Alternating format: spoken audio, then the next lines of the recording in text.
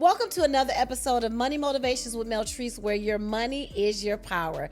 I am excited to be sitting here with my girl, one of my mentees, but I don't know, I think she surpassed me, Kierra Cotton. No shot. You should never in your life say that I have surpassed you. That is crazy. Well, they say that the student surpassed the teacher at some point. We're working on it. Okay. We're not there yet. Definitely working on it. But it was so important for me to bring you as the voice of the millennials. Oh, well, thank you. I'm happy to just be here. one of the voices. I mean, we're not a monolithic, but That's right. At the end of the day, I think you represents very well. I appreciate that. Thank you. A woman that is young but aggressive in pursuit of her career, aggressive in pursuit of financial stability. I mean, you're doing it, and right? I have you and Larice to thank for that. I started underneath you guys when I was super young. It's so crazy to think about. You guys were in the WKYC building in 2017, I think. Yeah. So I was fresh out of college. I was 21, 22 years old. And now that's a decade later. Yeah, a decade later. And I remember how excited we were to have you. Larice was like, oh, somebody told me that Kierra is looking for a part-time gig. And, we had just got started. Yeah. We needed help. Yeah. You came and you helped us organize that our office and to get us started. To some extent, you're responsible for some of the things that we are still doing. Absolutely. And to help us to get to where we are. But, okay, so Millennial Lens, your media voice, your Cleveland hustle. I see you everywhere. I mean, every time I see you, I'm so proud of you. I just love the power that you walk in.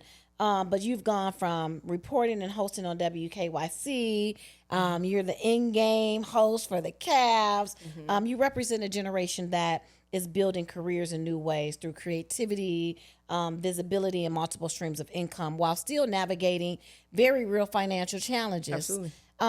So with all that being said, tell us about... Where do we start? Where do we start? But tell us about the woman behind the mic and the cameras and the headlines and the highlight reels. Ooh, that's an in-depth question. I mean, first and foremost, child of God. Grew up in the church very much. Me and Jesus is my bestie. I love that. Love him. Isn't he great? Is he? But yeah, I'm a daughter. I'm a sister. Being a sister is one of the things I'm most proud of. I'm the oldest of three. My brother is 22, and my sister is 16, and very significant age gap. So being an example for them is why I grind so hard. I think very early on, my mom instilled in me that someone's always watching. So my brother was born when I was 8 years old. So again, from a very early age, it's been required of me to set an example. So I just try to do my best and achieve my dreams so that they know it's possible. And I'm watching that slowly come to fruition now. Like, I literally cried in the bar the other day because somebody called me Jalen's sister. And for so long, he was Kierra's brother. And now he's carving his own path. And I just was beside myself. Like, I was just like, what is happening? So yeah, my brother also works with me at Cavs. So it's like our worlds are blending, and it's beautiful to see. Yeah. And Kierra, oh my God, that's got my heart pounding.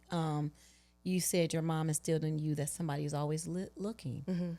And that's a responsibility that you don't take lightly. I don't. And I see it in your grind every day. And it's been such a pleasure to watch you. Like you said, a decade later, it's such a pleasure to watch you. So you've built a career as this Cleveland-based creative. A lot of people know you. When I'm in rooms and I mention your name, they're like, oh yeah, we know Kierra, which is really good. Reporting, hosting, and serving as the in-game, one of the in-game hosts for Cavs. Take us back to the early days. What did money look like for you when you were just getting started in media and entertainment? I had no idea how to manage money, what having money even meant. And I chose a profession, and I wish someone would have talked to me more about how little money you make in media. Everyone was like, yeah, pursue your passion. You love connecting with people. You love storytelling. That don't pay the bills. Yeah. So it's like, okay. And I was like, for me, I was like, I went to college 4 years, did what I was supposed to do, got hired right out of college. And then it was just like, oh, nothing. You've got nothing. My pay was so little, and I literally saved it just so I could have the actual number to tell you what I was making in 2016, fresh. I graduated in April of 2016. I got hired at Channel 3 in July of 2016. So I came home, hit the ground running. I was making, my first full-time salary was $32,988. Wow. Annually. Wow. Annually. And that was a full-time position. Yeah. Like that was me. I was supposed to get by on that. So needless to say, I figured out ways to Augment. adjust. I had roommates. I didn't live alone until I was probably well into my 20s, like 26, 25, 26.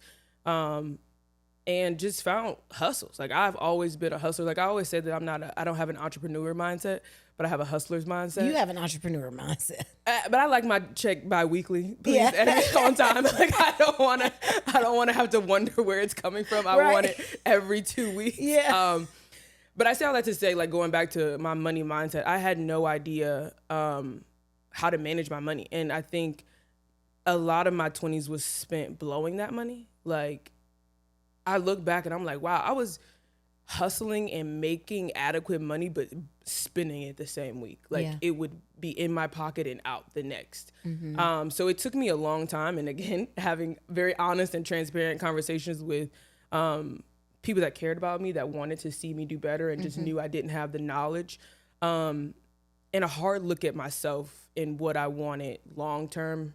And to not repeat the same habits that I saw my parents do. So my father was very fortunate to play in the NFL. But again, him not having all the knowledge that he needed to make that a success long-term, I watched him go from balling out to broke. And then my mom is a single mom of 3 who she also didn't have the knowledge or capacity. So just wanting to be better. Yeah. So trial and error, and I'm working on it. But now I have people in place that handle my money for me because I don't want to do it. I mean, and to some extent, that's something that most people aren't willing to do. There's this story where somebody was telling this story and was like, this lady was leaving to go out and she hired a nanny, right? So as the nanny was at the door knocking, her little girl was watching her put all of her possessions in a safe. Okay. And so the little girl said, "Mommy, why are you putting all of that stuff in the safe?" And the mom said, "Because, I really don't know this lady coming and I want to make sure that these things are safe." And she said, "But you're leaving me with the lady." Right? And so to some extent, we care more about our wealth and our possessions than we do the people that are around us. Right. And it really should be the polar opposite. But letting people in, right? Being vulnerable enough to say, I need help in this area. I'm on my own. I'm jacking this up. Right. What did that mean? How did you come to that? I don't know. I think that was something that I got very comfortable with very early on. I guess I was always taught that you don't want to be the smartest person in the room, so that when you are in rooms, like you should be absorbing it. And I kind of realized that I was like, what are they gonna do if I ask these questions? Okay. I was like, if you gonna let me sit here, I might as well be useful, So I think I got comfortable with that very early on in terms of just asking questions of the people around me and also building relationships. Like I think I pride myself on authenticity, and when I interact with people, it's not just transactional. Like I want to genuinely connect with people. And I think in doing that throughout my life, and that just being innately who I am, that served me. And people, again, I sing y'all praises. Like you and Larice just took me in and were just, and even if y'all weren't talking directly to me, I was just like, let me sit in on this meeting and see what I can learn in here. Like, what's happening in here? So I don't think that I've ever, and I know that that's hard for people to open up and ask questions, but that's not something that I struggled with. You've always been vulnerable, even in your struggles. You pull me to the side and be like, I'm struggling with this right now, Mel. And I always tell people your victory is in your vulnerability. In some kind of way, we've been brainstorming to believe that we have to show up as something different, and that we shouldn't be vulnerable because something bad will happen out of that. But I find that when I'm most vulnerable, it's scary. Sure. Don't get me wrong. And sometimes it has a negative effect. But most times, my victory comes with being vulnerable. People like, oh, you need help with that? Yeah. Oh, I got A, B, C, and D. Let me connect you with all of these different people. And you've always been okay with being vulnerable. But what I love most about you is that you've always, you love learning. Mm-hmm. You love learning. I want to be a sponge for the rest of my life. Yes. And you put yourself in rooms. You put yourself in rooms even when it's a sacrifice of your time. Sure. To be in those rooms. I remember when you first started working at CLE, you were also working as, weren't you also working as like at night or on the weekend as a bartender? So you were WKYC during the day. And then listen, the hustle didn't stop. CLE during the afternoon. And then at night you were bartending. Literally, I would work from 8 to 2 at CLE. And then I would work from 3 to 11 at Channel 3. And then I would work from 11:30 to when the bars closed, like 2:30 at the, you just wash windshield with people. But you always came with your A game. I'm very type A. You always came with your A game. You always, I mean, I knew that if I needed something done, and I gave it to you, that it would get done. It would get done timely. You would challenge what you didn't think was the right thing to do. Like, she got a little asterisk there. She did. I knew all of that, right? And then I also knew that at one point I was going to lose you because you were just going to grow to the next level. So it was so bittersweet when you was like, I know, it was rough. Meltrice, it's time for me to leave CLE. I was like, oh no, but it was bittersweet. Okay, so as a millennial, you're part of a generation, and there are also other generations dealing with this, but student loans, rising costs, everything is high. Everything is high. A gig-based economy. What feels most challenging for you and your peers when it comes to money, and what have you personally had to wrestle with? I think the biggest thing is just inflation. Inflation. It's everything is so high. Like, I'm like, okay, if this was still, like, I think about when my mom bought her first home, and I was probably like 12 or 13. You could get a good home for like $100,000. Like, and now it's double that. Like, I'm in the process of buying a home now, and I'm like, listen, $195 is, I'm looking like, dang, this is what I get for $195. Yeah, did y'all hear that she's in the process of buying a home? Trying to. How old are you? 31. All right now. Congratulations. Trying to adult. Thank you. But I think inflation just, even with success, like, again, I said, like, I feel like I should be rewarded for doing everything right, and it's just not the case. Like, I went to college, got a job in my field. You did all the stuff. Did all the things. Yeah. And yet and still, I'm like, I'm fortunate that, like, I made a career pivot that allowed me to have more leeway, I guess. But I would just say the cost of everything has been the biggest struggle that I've seen between myself and my peers, because even if you wanted to buy a home, it's like I think the median income is like 55 right now for a mid-career level professional, which is crazy. Yeah. Insane. Yeah. Like, so it's just like, if you're struggling to, buy groceries, you can't even think beyond to establish wealth or establish, I mean, like, some people, I'm like, do you have life insurance? Like, even to get, like, what's the good one? The whole life insurance. Like, I'm like, the good one versus the bad one. There are no good versus bad. Well, portfolio of diverse. In terms of creating generational wealth, I guess that's where my mindset is that I had to reach a financial level where I could say, okay, term is no longer sufficient. I need whole, so that I can build on that. But that's a story for another day. But inflation. Yeah. So I think about home ownership, because a lot of people say, and you and I had this conversation, you're like, I can't afford to. But I think there is some myths around that. 1,000%. Because you think you can't afford to, but essentially you're paying for someone else's asset right now. Right. Another close young girlfriend of mine is like looking for a home, and she's like, I can't afford to like even move out from my parents, because a 1-bedroom efficiency that you're renting from someone is like 1,400. But even at that 195 with the right down payment, your mortgage could be less. Sure. So what steps did you take to say it's time for me to make this leap to home ownership? Again, surrounding myself with people that know more about it than me. I went through a lot of seminars, a lot of workshops with people just explaining it to me, because it was just like, if you don't have the information, you're making up stuff in your mind. You're counting yourself out before you even get started. Yeah. So I think the first piece for me was education.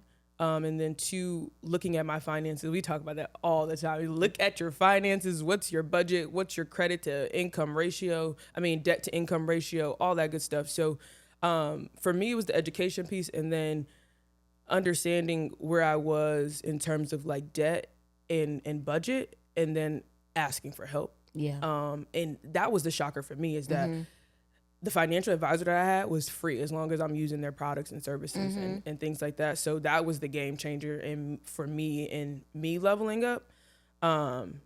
Just meeting with her, being able to break things down, and for her to say, okay, this is your long-term bucket, this is your medium bucket, this is your short-term bucket. How are we gonna fill these buckets, and then we can continue to move forward? But it also is just, you have to want it. You have to want it. Like, you have to want better for yourself. You have to understand, like you said, that you're paying someone else's asset. And then you're just like, kind of like, you look around at yourself and you're like, okay, this has been cute. Me and my little 1-bedroom apartment. Okay. But what's next? Right. So, right. Now I'm looking for my city girl I'm home. adult. How do I really adult? Like, that is a huge piece. Home ownership is a huge piece to building generational wealth. Yeah. And wealth in general, right? Yeah. A huge piece. So, all right. So there can be pressure in the media to look the part. We talked about that before we even started recording, right? Don't take away my fashion budget, right? Outfits, experience, social media presence. Sure. That's a whole nother topic for a whole nother day, social media presence. But while still trying to budget, save, and invest. So how do you balance investing in your brand with protecting your financial health? I protect my circle.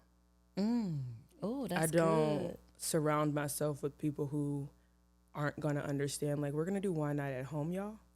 We're going to take a walk. We're going to go to the nature preserve. We're going to, like, everything doesn't have to be a fiscal thing. And if you aren't surrounding yourself with people who also have like-minded goals and they want to do the same things, I would challenge you to change your circle.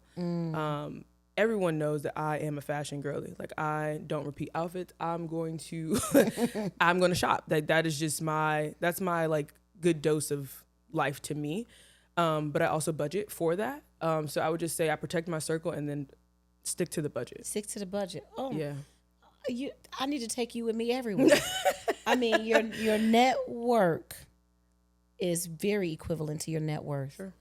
I like to hang around high impact people. I like to hang around people that are like-minded. Yeah. And productivity comes out of that. Yeah. And just people who are ahead of me. Yeah. Like, I want to be inspired by my friend group and social circles. I don't want to be limited by that. Ooh. So, yeah. Inspired by, not limited by.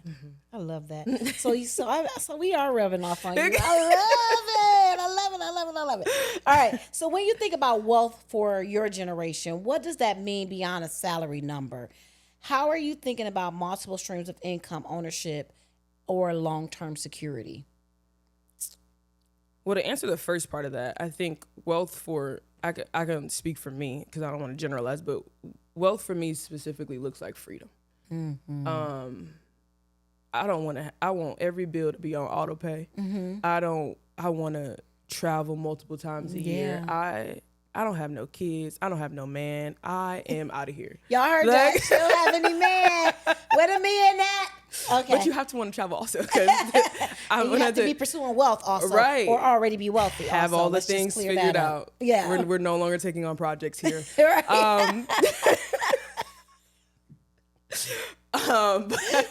But yeah, wealth to me looks like freedom, and being able to just navigate through life without hesitation. Yeah. not with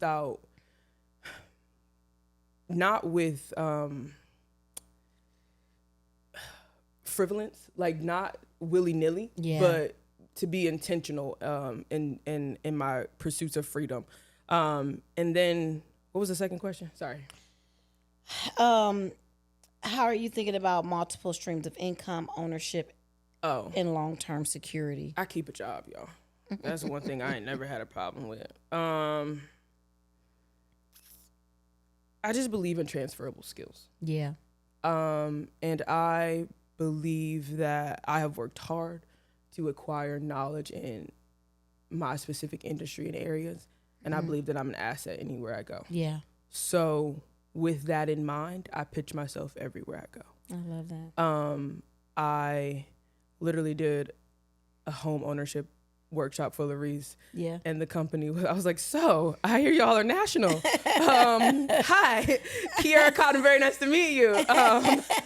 So I believe in multiple streams of income. Like you said, you ran down my list of things that I do. So I have a full-time job, so much so that I work so much that people think that hosting is my full-time job, and it is not. Right. So I do marketing and communications for the Port Authority, and then I host for 3 basketball teams during basketball season, so Cavs, Charge, and CSU women's basketball. And then I also contract with the NCAA for their women's Final Four tournaments. So that on top of if anybody has a gala, if anybody has a workshop that they need a host for, if you have a budget, I have availability. So this is why I love you. I guess I'm a firm believer in multiple streams of income just because you never know what's going to happen. So I am constantly trying to give my financial advisor work. Like I want her to have more stuff to do. More stuff to manage. Exactly. Absolutely. I'm like, especially because for me, I'm a competitive person. So now that I've met with my financial advisor, I have goals in place. Like I am racing towards those goals. And I think I've kind of always been like that because that's how I treated my career too. Like if you have to get through 600 no's to get to 1 yes, baby, I'm sprinting. Say no to me. Come on. Yeah. Let's rack this up so that I can get to where fuel. I need to be. That's fuel for the next conversation. Yeah. So absolutely. Especially in this economy under this administration, we just don't know what's going to happen. Yeah. You don't know what's at risk. Like every day there's a new challenge, there's a new struggle. So like, what are you doing to protect you and your loved one? Yeah. And you said something, you want freedom, but for me, freedom is the starting point. And I think people are in pursuit of freedom, but we were given freedom through Christ, right? That's right. Freedom is the starting point. Freedom to believe that you can do whatever it is you want to do. Like I tell people oftentimes, I am very audacious because I have the audacity. As you should. And I believe it's audacity. Yeah. I have the audacity to believe that whatever it is I want in this life, I can have. Yeah. And because if you put it on your heart, it's already written. It's it. That's it. Yeah. That's it. Right? And daggone it, I'm going to try. Yeah. And what I will achieve in that pursuit is more than what I would achieve if I took no for an answer before I even pursued it. Right? So I'm often saying like when God like deposit things in me and I'm like, oh, I'm going to try that. Like this podcast, I tell you, I don't know where this podcast is going to go. I don't know what God is going to do with it. It was just deposited into my spirit and it was like, let's go. What's the worst could happen? The worst could happen is I can sit with a million different beautiful people that I enjoy spending time with anyway. Exactly. Right? And learn so much because I'm a lifelong student as well. I love learning. I believe that knowledge is the new currency. Right. So what's the worst could happen? Right. Right? Give it a go. And that's it. Always. What's the worst could happen? And then give it a go. And you also said something that's like your mindset. Like you want wealth. I'm gonna get it. Yeah. It's gonna happen. That's it, right? It starts with your mind. Once you say this is what I want and you're willing to sacrifice. Yeah. What does it mean to work a full-time job at the Port Authority and then host 3 different basketball teams and then MC? You've MC'd several events that I know of. Like, what is it like? Most people want to go home and get in the bed. Most people want to. chill. I mean, you can either be outside making money or outside spending money. Right. Or nothing. Or nothing. Or nothing. To me, I get so much joy, like, waking up. I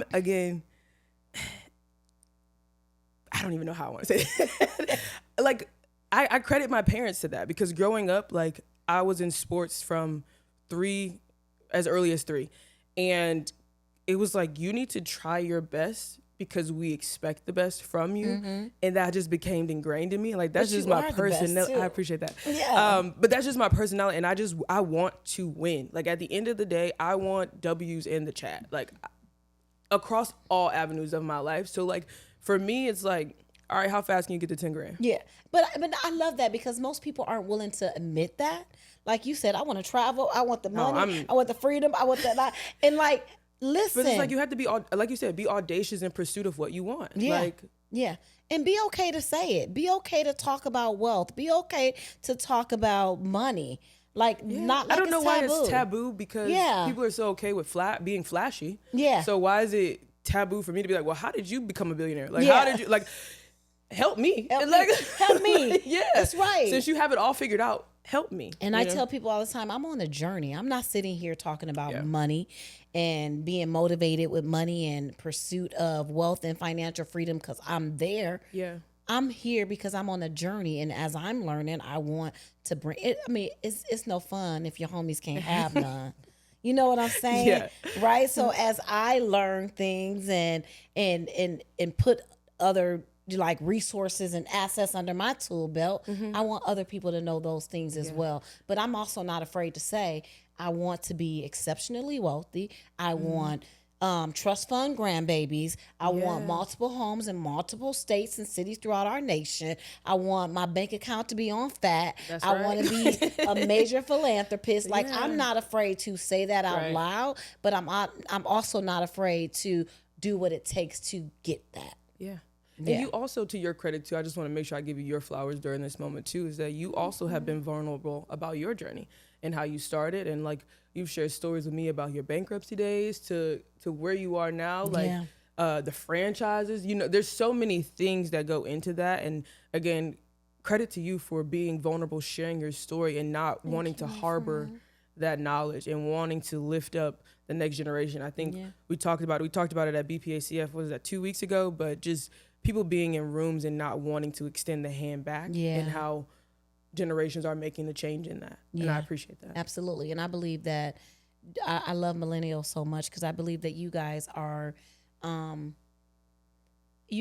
fighting against what has been done for decades that hasn't really been super duper helpful in our community. Right. You're fighting against it. And so you get a bad rep, but I admire the courage to say, you know what? I'm glad that that's how you all did things, but it's not working anymore. Well, to some extent, it never worked, right? Right. Because we've made some progress, but we have so much more to go, right? To some extent, it has not worked, but either way, you're like, I'm not doing it that way. Yeah.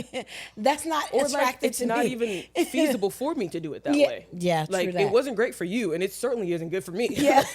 So you have to pivot. And pivoting is so important. It is so important. So Cleveland is a city of hustle. I'm a hustler. You're a hustler. We all hustlers. And you've chosen to build your dreams here at home. How was your relationship with money and opportunity? I mean, wait a minute. How has your relationship with money and opportunity been shaped by growing up and working in the city? I think that I've said it before, and I mean, I've said it like publicly. Like, I think that Clevelanders just have a different grit, a different level of tenacity. Like, people were calling us the mistake on the lake, for crying out loud, and we still somehow managed to turn things around. But in my own personal life, I think I just grew up surrounded by so many hardworking people. Like, my grandfather, God rest his soul, like, he was my hero, the best man I ever knew. And he did 40 years at the steel mill here with a 6th grade education. Because he picked cotton in Alabama and married my grandma and decided to move from Alabama to Ohio for a better life. And I am the product of that. I reap the benefits of that. Yeah, I grew up, and my grandma too. Like, I just grew up with so many hardworking people, and my mom included. Like, I don't think my mom always made the best decisions, but she did what she could with what she had, and we're learning grace. Right. But just, my mom was a single mom, and like, I was giving a certain level of responsibility because she was out working. And I think that is why I work so hard. That's also why I don't have no kids, y'all. Yeah, just hardworking people surrounded me, and I think that shaped me, whether it was like positive influence or fuel for me to not repeat the same habits or process. Yeah, I love that. So for young women and millennials who want to chase a big dream in a creative field but are worried about the money side, what honest advice would you give them about both passion and practicality? Find something else to do. I guess for me, like I said before, nobody talked to me about the lack of money in journalism before I became a journalist. It was always just pursue your passion, like the passion will fuel you. And I'm like, yeah, that's all fine and well, and Tom eating beans and weenies every night. Like, what are we talking about? Right. So for someone who's, I guess, looking to pursue media today, I would say diversify your skill set.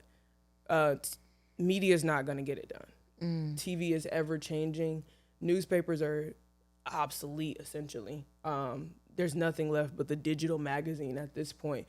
So it's just like the world of AI is taking over. I mean, before you know it, they're not going to need people. So what are you doing to set yourself apart? What about you is different and is going to sustain you in the media landscape?